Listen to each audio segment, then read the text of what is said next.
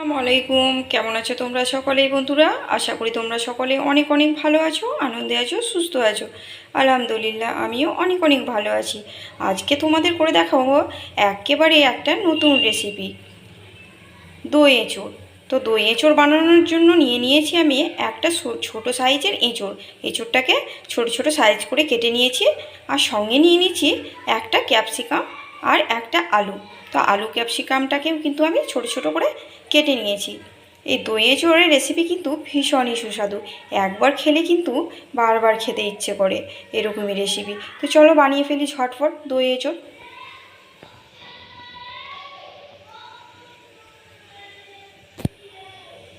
এখানে আমি কিন্তু কড়াইয়ে তেল দিয়ে দিয়েছি, আর তেলটাও কিন্তু গরম হয়ে এসেছে। এবারে আমি একে একে সবগুলোকে দিয়ে দেবো। এখানে আমি প্রথমে আলু দিয়ে দিলাম, তারপর দিয়ে দেব এঁচড়গুলোকে। তো এই যে এঁচড়গুলোকে দিয়ে দিলাম, তারপরে আমি দিয়ে দেব ক্যাপসিকামগুলোকে। এখানে আমি দিয়ে দিচ্ছি একটুখানি হলুদ, আর দিয়ে দিচ্ছি একটুখানি লবণ। তো এই লবণ আর হলুদ দিয়ে এবারে আমি এঁচড়গুলোকে ভালোভাবে ভেজে নেব।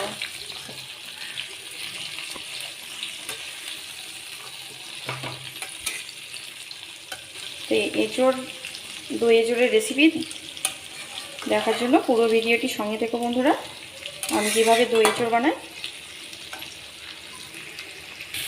তো এই যে এঁচড় আলুগুলো কিন্তু ভাজা ভাজা হয়ে এসেছে। এবারে এঁচড় আলুগুলোকে আমি তুলে নেব।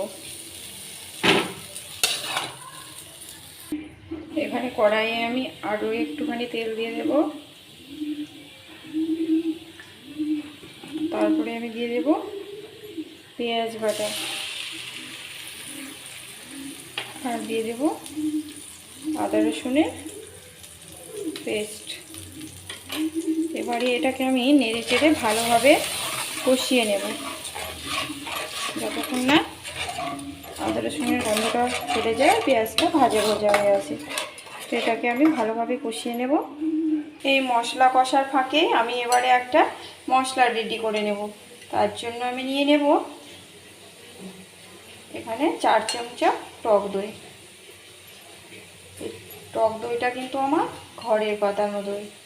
এখানে আমি 4 চামচা মতো টক দই নিয়ে নিচ্ছি। তারপরে দিয়ে দেব আমি একটুখানি লবণ। এই লবণটা দিয়ে দিলাম কারণ দইটা আগুনের উপরে দিলে ফেটে যাবে না। আর এখানে দিয়ে দিচ্ছি জিরের গুঁড়ো, দিয়ে দিচ্ছি ধনে গুঁড়ো, আর দিয়ে দিচ্ছি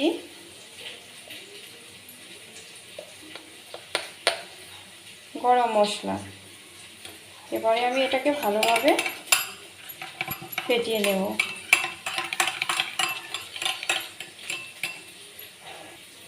আর দিয়ে দিচ্ছি একটুখানি কাশ্মীরি লঙ্কার গুঁড়ো। তারপরে এটাকে আমি ভালোভাবে মিশিয়ে নেব। আমার মেশানো হয়ে গেছে।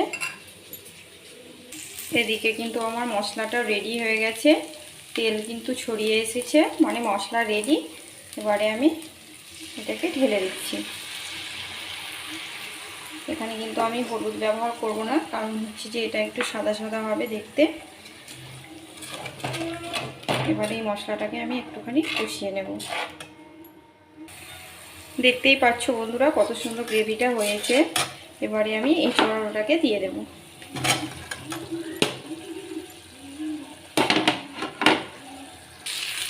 তো এই এঁচড় দেওয়ার পর ভালোভাবে নেড়ে চেড়ে নিলাম।